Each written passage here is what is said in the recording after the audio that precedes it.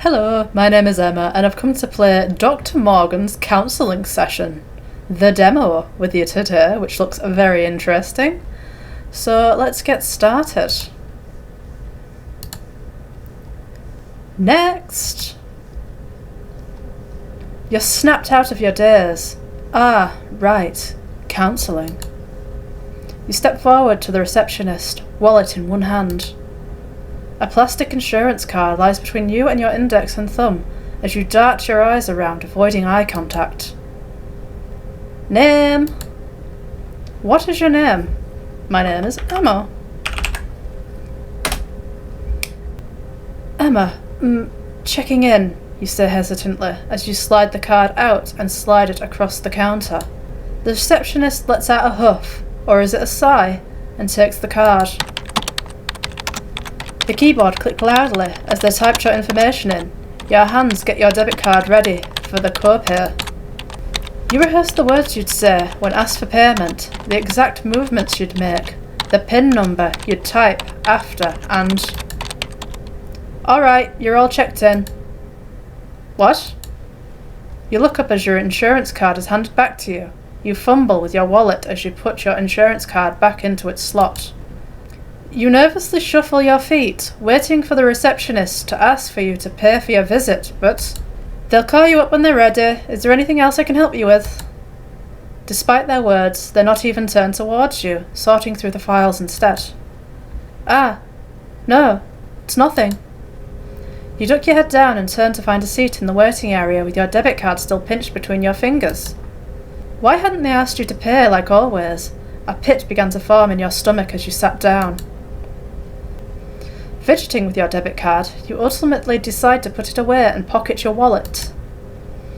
It's entirely possible that your insurance just covered the visit in its entirety, right? However, despite being a frequent visitor here for over a year, this had never happened, not once. The time went by as you rested your hands on your knees, taking in the details of the ceiling. A restless silence. The door to the office opened. Emma? The voice is unfamiliar, causing you to hesitate for a moment. That isn't my counsellor. You look around nervously, your gaze falling on the receptionist from earlier. They catch your eye and raise an eyebrow before going back to their paperwork. Anxiety starts to gnaw at you as you tighten your grip on your knees. We can enter or we can leave the office. We are going to enter. Emma, you here? The door opens a little wider. You get up and walk over, entering the office. Yes, I'm here. You're greeted by a man with blonde hair and lively brown eyes. Oh, splendid! Right this way. He leads you down the hallway. It's an uncomfortably long walk with a couple of turns and down some stairs. You had no idea the office building was so big. You never had to venture this far in before. The man walked with a brisk pace, occasionally looking over his shoulder with a smile to make sure you were keeping up. His pace as well as the distance you were walking started to tire you out a bit, so he slowed down and walked next to you. How are you doing today? The question made you jump a bit.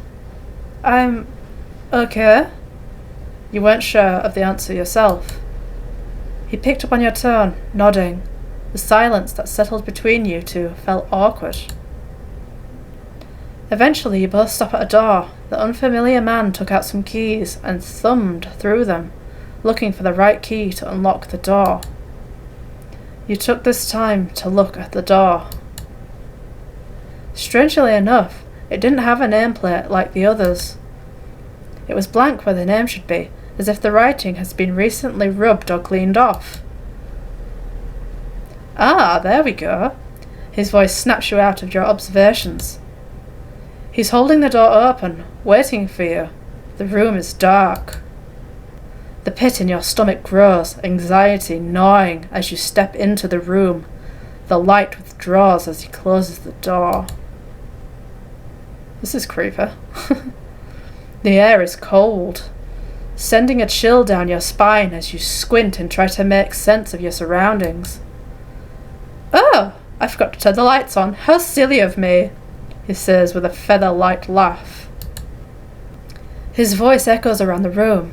Suddenly, light floods the room. What the? The room was almost entirely empty, save for a plastic table and some metal chairs. Concrete walls and pillars surrounded you, metal pipes running along the ceiling. You were definitely underground somewhere. This was most certainly not your counsellor's office. Before you could say anything, the man walks in front of you, fidgeting slightly. He seemed a bit embarrassed. A slight blush dusted his cheeks as he shyly avoided eye contact. Sorry, my budget isn't big enough to furnish my office, he says sheepishly, guiding you to the table. Your budget is the least of my worries right now. Wait, sorry, this isn't my... you say, stepping away from the man. He gives you a puzzled look before smiling again. Oh, I didn't even introduce myself yet. I'm Oliver Morgan, 26-year-old. Though, since you're my patient, that will be Dr. Morgan. Morgan is just fine, though, he says, reaching out to shake your hand. You pull away, holding your hand close to you. No, that's not what I was going to say. You aren't my usual therapist. I think there was a mistake. I have to go. The smile falls from his face, though his eyes still have a glint to them. You turn your back on him, and towards the door. You begin to turn the handle, except... What? You jiggle the handle, again and again. It doesn't turn. Why isn't it? Is this locked? Did you lock the door? You turn around to look at him. Morgan is uncomfortably close, standing 2 or 3 feet away, leaning forward. His face was a few inches away from yours as he boxed you in with one of his arms. A calm smile was still plastered on his face, though it seems like his expression was starting to falter. Emma, come on, just take a seat and we can... He reaches for you again. Stay still or punch his lines. We're going to stay still. Morgan gently takes your hand and leads you to the table, seating you in an uncomfortable metal chair. He sits across from you, a small clipboard and a file set on his side of the table. You nervously stared at him as he organised the table. Morgan notices your stare and he blushes a little, before coughing and grabbing a file. So, anxiety, huh? He says, flipping through the file. Was he seriously going to try and be your counsellor? Is this guy even licensed? So, tell me about it. What makes you so anxious? You give him an incredulous look. What's making me anxious is that there is a guy pretending to be my counsellor and not letting me leave. Morgan just smiles and sets down the folder, clasping his hands together. I can see that you're hesitant to trust me, he begins, carefully choosing his words. But all I want is what's best for you. I want to help you, Emma. His tone is earnest as he speaks. You grit your teeth, crossing your arms and furrowing your brows to try and seem intimidating. How can I trust you? I don't even know who you are. I come here expecting my usual counsellor, and then you show up, lead me into... What's this? A parking garage? It's my office, he corrects you. Yeah, your office. That's under the building and surrounded by concrete walls. I told you, they didn't give me much of a budget, he mumbles. Whatever this place is, you bring me in here and lock the door like a maniac. Morgan frowns a little bit, playing with the edge of the paper on the clipboard. He looks like he had nothing to say to that. What's even on that file you have? You ask, reaching out. Morgan pulls the file away, holding it out of your reach. It's your information. I'm your counsellor now, so... Accept Morgan as your new counsellor or refuse his help. We are going to accept him. You sigh, letting your arms fall to your sides. You are too tired to argue anymore. You know what? Sure, you're my counsellor for the day. Morgan's face immediately lights up at your words, his smile returning. I'm glad you've accepted me. That makes me really happy, Emma. Did he have to say it in such a creepy way? Morgan clears his throat, his gaze suddenly serious despite his smile. Well, let's begin, shall we? He says, leaning forward a bit. What's been bothering you, Emma? You gulp. You still felt a little hesitant to tell this stranger your problems. It had taken you a while to truly open up to your usual counsellor as well. Hopefully Morgan wouldn't be too upset if you end up clamming up. Ah, well...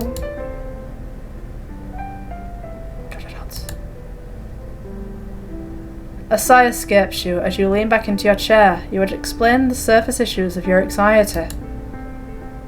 Morgan has listened intently, occasionally jotting down notes and offering surprisingly insightful advice every now and then. He was truly kind and understanding. It was like he knew you for a long time. Actually, now that you think about it, had you seen him somewhere before? Dr. Morgan, you begin, but his mumbling cuts you off. I see, so that's how it is, he murmurs, his eyes scanning the notes he took. You shifted uncomfortably in your seat as he took a moment to read over his papers. Even though he was caring and helpful, this was as much as you were willing to tell him for now. I feel like there's still some things that you're keeping from me, but... Your hands nervously play with the hem of your clothes as he speaks. It looks like our time is up, he says, standing up. Huh?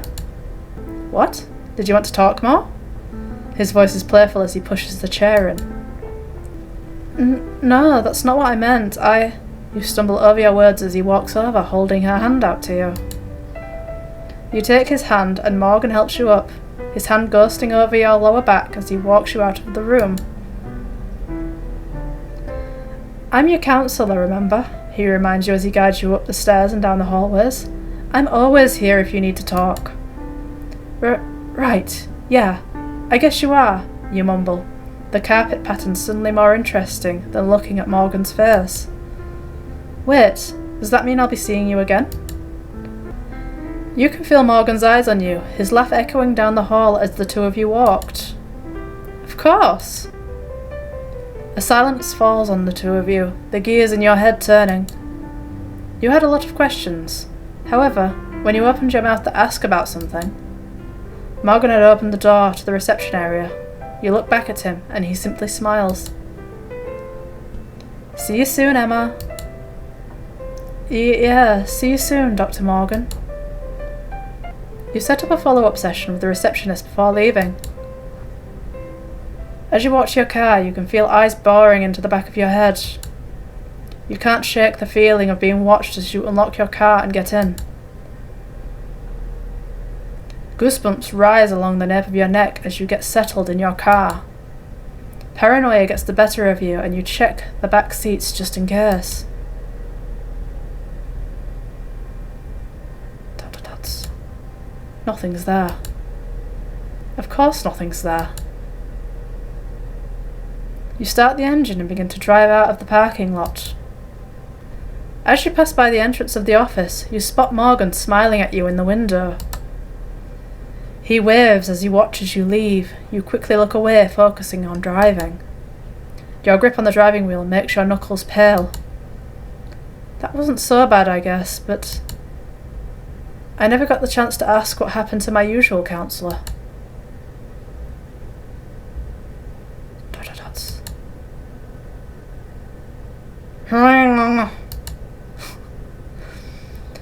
Ah, I forgot about you. Looks like you're finally awake. I briefly consider removing the gag from the counsellor's mouth before backing away. It truly is a shame that you don't carry your office keys with you, good sir. I had to bring Emma to this dingy parking garage that I set up last minute. Oh well. Kneeling down in front of the counsellor, I tie a plastic bag I held over his head. Well then, it should take a while for you to suffocate to death. Why don't I go over what I learnt today while we wait? Taking a seat in the metal chair, I flipped through the notes I took during the counselling session. Ah, Emma, I can't wait to see you again. Ending 2. See you next time. That was fun. I'm gonna do it again. This time we are going to leave the office. This is way too much. You decide to leave and reschedule your counselling session. Getting up, you walk through the doors to the parking lot. You can't shake the feeling of being watched as you unlock your car. Goosebumps rise along the nape of your neck once you lock your car. Did you lock the doors before leaving? Was someone waiting in the back to kill you? Paranoia gets the better of you and you check the back seats, just in case. Nothing's there. Of course nothing's there. You locked the doors when you left your car. No one could have gotten in without smashing a window or something. You start the engine and begin to drive out of the parking lot.